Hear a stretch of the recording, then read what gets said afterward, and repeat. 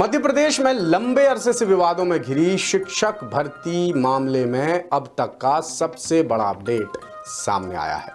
सरकार ने हाईकोर्ट में शिक्षक भर्ती को लेकर सारी बातें साफ कर दी हैं, जिसमें सबसे बड़ी बात यह है कि अब प्रदेश में शिक्षक भर्ती से जुड़े नियम कायदे बदले जाएंगे और वो भी 3 हफ्ते के भीतर, जिसके लिए सरकार ने एक हाई लेवल कमेटी बनाई है जो national council of technical education यानी NCTE के मानकों मापदंडों के मुताबिक बदलाव करेगी। और अच्छी बात यह है कि सरकार ने तमाम बातें हाईकोर्ट में ऑन रिकॉर्ड बता दी हैं।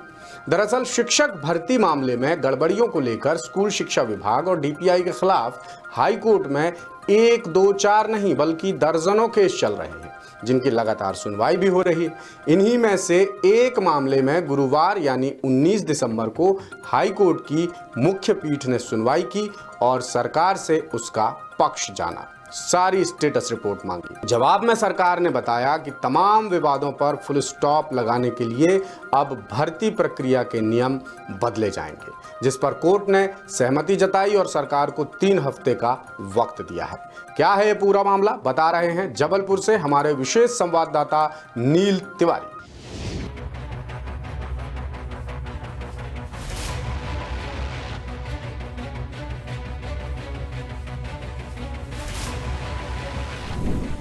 मध्य प्रदेश शिक्षक भर्ती मामले में हाईकोर्ट से एक बड़ी खबर सामने आई है। भर्ती प्रक्रिया से जुड़े तमाम विवादों को खत्म करने के लिए मोहन सरकार ने नया रास्ता निकाला है। हाईकोर्ट के निर्देश के बाद प्रदेश में शिक्षकों की भर्ती प्रक्रिया में बड़े स्तर पर बदलाव किए जाएंगे, जिसके लिए सरकार ने बाकायदा एक हाई लेवल कमेटी बनाई है जो NCTE के मापदंडों के मुताबिक बदलावों को अंजाम देगी। मामला भर्ती प्रक्रिया में अनियमितताओं के खिलाफ लगी याचिकाओं पर सुनवाई से जुड़ा है। दरअसल हाईकोर्ट में दायर याचिकाओं में आरोप लगाए गए हैं कि 2021 से 2024 के बीच हाई स्कूल शिक्षकों की भर्ती में NCTE के नियमों का खुलेआम उल्लंघन किया गया है। पोस्ट ग्रेजुएशन में 45% से ज्यादा लेकिन 50% से कम अंक लाने वाले 448 उम्मीदवारों जिनकी मार्कशीट पर सेकंड डिवीजन दर्ज है, उन्हें नियुक्ति दे दी गई है, जबकि समान अंक लाने वाले दर्जनों उम्मीदवारों को नियुक्ति प्रक्रिया से बाहर कर दिया गया है क्योंकि उनकी मार्कशीट पर 3rd डिवीजन दर्ज है। ये पक्ष सुनने के बाद हाईकोर्ट ने कड़ी नाराजगी जाहिर की और कहा कि भला कोई उम्मीदवार सरकारी विभाग की गलतियों का भुगतान क्यों करे। इससे पहले 16 दिसंबर 2024 को भी चीफ जस्टिस सुरेश कैत और जस्टिस विवेक जैन की खंडपीठ ने निर्देश दिए थे कि सरकार भर्ती से जुड़े गैर जरूरी प्रावधान खत्म करे। कोर्ट ने यह भी कहा था कि भर्ती नियमों में तत्काल बदलाव कर 18 दिसंबर तक कोर्ट को सूचित किया जाए। साथ ही SC, ST और OBC वर्ग के उम्मीदवारों के लिए आरक्षण अधिनियम की धारा 4A के मुताबिक योग्यता में छूट का प्रावधान किया जाए। फिर मामले की सुनवाई 19 दिसंबर को हुई, जिसमें एडवोकेट जनरल ऑफिस से कोर्ट में बताया गया कि सरकार शिक्षक भर्ती के नियमों में बदलाव कर रही है, जिसके लिए हाई लेवल कमेटी बनाई गई है। कमेटी NCTE के मानकों के मुताबिक भर्ती प्रक्रिया में बदलाव कर तमाम विवादित प्रावधानों को हटाएगी। सरकार ने बदलावों को अंजाम देने के लिए कोर्ट से 2 से 3 हफ्ते का वक्त मांगा और कोर्ट ने 3 हफ्ते का वक्त दे दिया, जिसके बाद मामले की पैरवी कर रहे सीनियर एडवोकेट रामेश्वर सिंह ठाकुर ने कोर्ट में तर्क दिया कि सरकार बार बार समय मांगकर मुद्दे को टालने की कोशिश कर रही है, जिससे युवाओं को इंसाफ नहीं मिल पा रहा है। उन्होंने कोर्ट से आग्रह किया कि अगर सरकार तय समय सीमा के भीतर बदलाव नहीं कर पाती तो 50% से कम अंक वाले सभी अभ्यर्थियों की नियुक्तियां रद्द की जाएं। माननीय न्यायालय ने पूरी स्टेटस जानी कि भाई भर्ती की आपकी स्टेटस क्या है। कोर्ट को बताया कि लगभग 12,000 पदों पर भर्तियां हो चुकी हैं।